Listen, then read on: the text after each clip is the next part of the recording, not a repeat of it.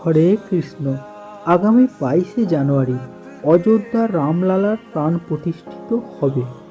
অযোধ্যায় রাম মন্দিরে যারা শুরু থেকে তৈরি হতে দেখেছেন তারা তো অত্যন্ত সৌভাগ্যবান। পাশাপাশি শ্রীরামের এই ভব মন্দির নির্মাণের সময় সাক্ষী হতে পেরে আপনি, আমি বা আমরা সকলেই অত্যন্ত সৌভাগ্যবান। অযোধ্যায় রাম মন্দির সম্পর্কে 10টি অজানা তথ্য, ইতিহাস, স্থাপত্য ও ভবিষ্যৎ।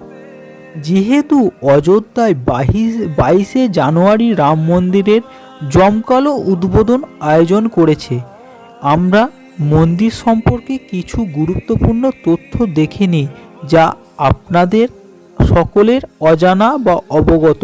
ভারতের বৃহত্তম মন্দির। আগামী 22শে জানুয়ারি উদ্বোধন হতে যাওয়া রাম মন্দিরটি তার নকশার পরিকাঠামোর উপর ভিত্তি করে ভারতের বৃহত্তম মন্দির হতে প্রস্তুত। মন্দিরের নকশার জন্য দায়ী সোমপুরা পরিবার প্রকাশ করেছে যে 30 বছর আগে চন্দ্রকান্ত সোমপুরার ছেলে আশিস সোমপুরা দ্বারা স্থাপত্য পরিকল্পনা করা হয়েছিল। পরিবারের মতে মন্দিরটি 28,000 বর্গফুটের একটি বিস্তীর্ণ এলাকা জুড়ে প্রায় 161 ফুট উচ্চতায় দাঁড়াবে বলে আশা করা হচ্ছে। পবিত্র ভিত্তি।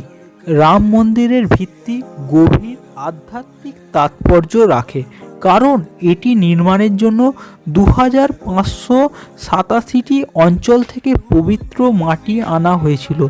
কিছু উল্লেখযোগ্য স্থানের মধ্যে রয়েছে ঝাড়ি, বিথুরি, হলদিঘাটি, যমুনাত্রী, চতুরগড়, স্বর্ণ মন্দির এবং অন্যান্য অনেক পবিত্র স্থান।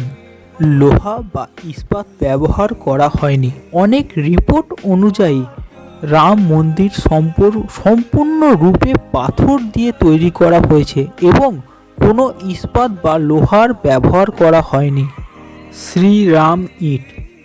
এটি লক্ষ্য করা আকর্ষণীয় যে রাম মন্দির নির্মাণে ব্যবহৃত ইটগুলিতে শ্রীরাম শিলালিপি রয়েছে। এটি রাম সেতু নির্মাণের সময় একটি প্রাচীন অনুশীলনের প্রতিধ্বনি করে, যা এই ইটগুলি আধুনিক পুনরাবৃত্তির জন্য বর্ধিত শক্তি এবং স্থাপত্যর প্রতিরূপ হিসাবে দেখা দেয়। থাইল্যান্ডের মাটি। আন্তর্জাতিক অভ্যন্তরীণ বন্ধুত্বের অঙ্গভঙ্গি হিসাবে 22শে জানুয়ারি 2024 এই শ্রীরাম লালার অভিষেক অনুষ্ঠানের জন্য থাইল্যান্ড থেকে মাটি পাঠানো হয়েছে, যা ভৌগোলিক সীমানার বাইরে ভগবান রামের উত্তরাধিকারের সর্বজনীন অনুরোপণকে শক্তিশালী করে তোলে। মন্দিরের বিশেষ বৈশিষ্ট্য। 3 তলা জুড়ে বিস্তীর্ণ, 2.7 একর জুড়ে নিচু তলায় ভগবান রামের জীবন চিত্রিত করা হয়েছে।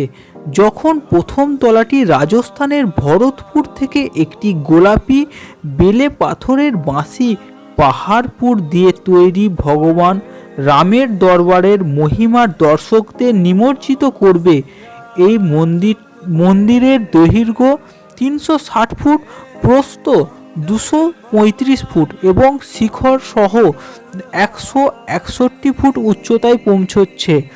3 তলা এবং 12টি গেট সহ এই স্থাপত্যের মহিমা এবং ভারতের সর্বশ্রেষ্ঠ তীর্থস্থান হিসাবে ভবিষ্যতে হিন্দু ধর্মের সকল মানুষের কাছে প্রমাণ পাবে। পবিত্র নদীগুলির অবদান। প্রতিবেদনে যোগ করা হয়েছে যে 5ই আগস্ট পবিত্রতা অনুষ্ঠানটি ভারত জুড়ে 150টি নদীর পবিত্র জল সম্পন্ন হয়েছিল। উত্তরসূরির জন্য টাইম ক্যাপসুল।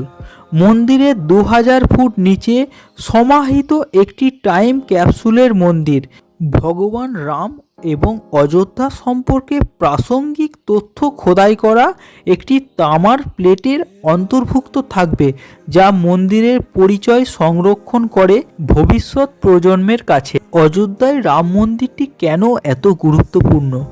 অযোধ্যায় রাম মন্দিরটি হিন্দু ধর্মের একটি গুরুত্বপূর্ণ স্থান। এটি হিন্দুদের জন্য একটি পবিত্র তীর্থস্থান। রামচন্দ্র হিন্দুদের অন্যতম জনপ্রিয় দেবতা, তাই তার জন্মস্থানে অবস্থিত মন্দিরটি হিন্দুদের জন্য বিশেষ গুরুত্বপূর্ণ।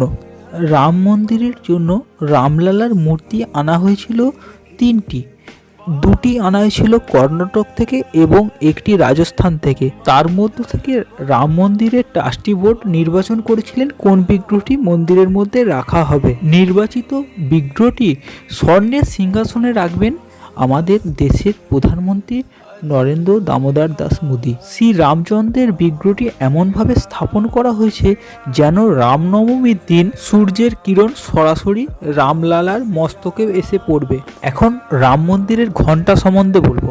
রাম মন্দিরের মুখ্য দ্বারে যে ঘণ্টা আছে তার ওজন 2100 কিলোগ্রাম এবং লম্বায় 5 ফুট চওড়া এবং এর মূল্য আনুমানিক 10 লাখ টাকা। এছাড়াও মন্দিরের বিভিন্ন প্রান্তে 500 কেজি, 100 কেজি এবং বিভিন্ন মাপের ঘণ্টাও লাগানো হবে। এই ছিল রাম মন্দির সম্বন্ধে অজানা অবগত কিছু তথ্য। প্লিজ ভিডিওটি ভালো লাগলে শেয়ার করবেন এবং লাইক করবেন, কমেন্টে লিখবেন জয় শ্রীরাম। আপনি যদি চ্যানেলে নতুন হন প্লিজ চ্যানেলটি সাবস্ক্রাইব করে নোটিফিকেশনটি অল করুন। শ্রী রামচন্দ্রের কৃপায় আপনার এবং আপনার পরিবারের সকলের মঙ্গল হোক। ধন্যবাদ।